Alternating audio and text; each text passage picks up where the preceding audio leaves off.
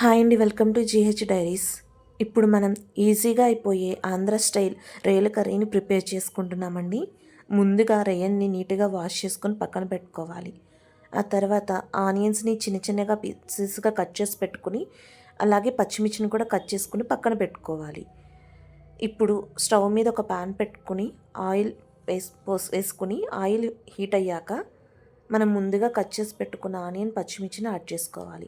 ఆ తర్వాత కొంచెంగా జీలకర్ర కూడా యాడ్ చేసుకుని ఆనియన్స్ పచ్చిమిర్చి గోల్డ్ కలర్ వచ్చేంత వరకు ఫ్రై చేసుకోవాలి. ఆ తర్వాత తగినంత అల్లం వెల్లుల్లి పేస్ట్ యాడ్ చేసుకుని అల్లం వెల్లుల్లి పేస్ట్ పచ్చివాసన పోయేంత వరకు ఫ్రై చేసుకోవాలి. ఇప్పుడు మనం ముందుగా కడిగి పెట్టుకున్న రొయ్యలను కూడా యాడ్ చేసుకుని కొంచెం పసుపు, ఉప్పు తగినంత, అలాగే కారం కూడా యాడ్ చేసుకొని ఫ్రై చేసుకోవాలి. సో రొయ్యలు అనేది కొంచెం కొంచెం ఫ్రై అవుతూ ఉండాలి. ఇలా ఫ్రై అయ్యేటప్పుడు మనకి రొయ్యల కలర్ అనేది చేంజ్ అవుతూ ఉంటుంది. మనకు ఆ రొయ్యల కలర్ చేంజ్ అయ్యాక మనం వాటర్ అనేది యాడ్ చేసుకోవాలండి.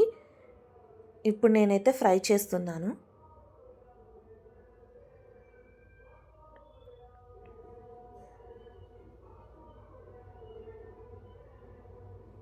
ఇప్పుడు మనకు కలర్ అనేది ఇలా చేంజ్ అయిందండి. అప్పుడు మనం తగినంత వాటర్ యాడ్ చేసుకుని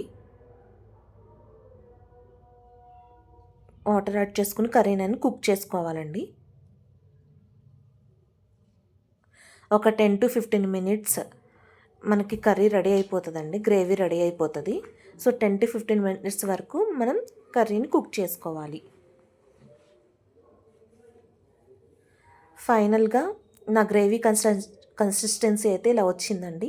సో ఇలా వచ్చాక మనం ఫైనల్గా కొత్తిమీర యాడ్ చేసుకుని సర్వ్ చేసుకుంటే చాలా బాగుంటుందండి.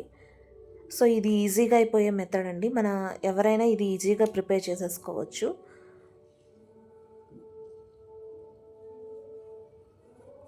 ఫైనల్గా కర్రీ కన్సిస్టెన్సీ అయితే ఇలా వచ్చిందండి, మీకు చూపిస్తున్నట్లు.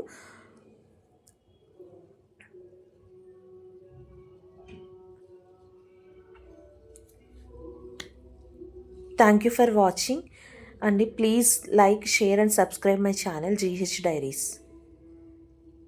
Once again thank you to all అండి. Thank you.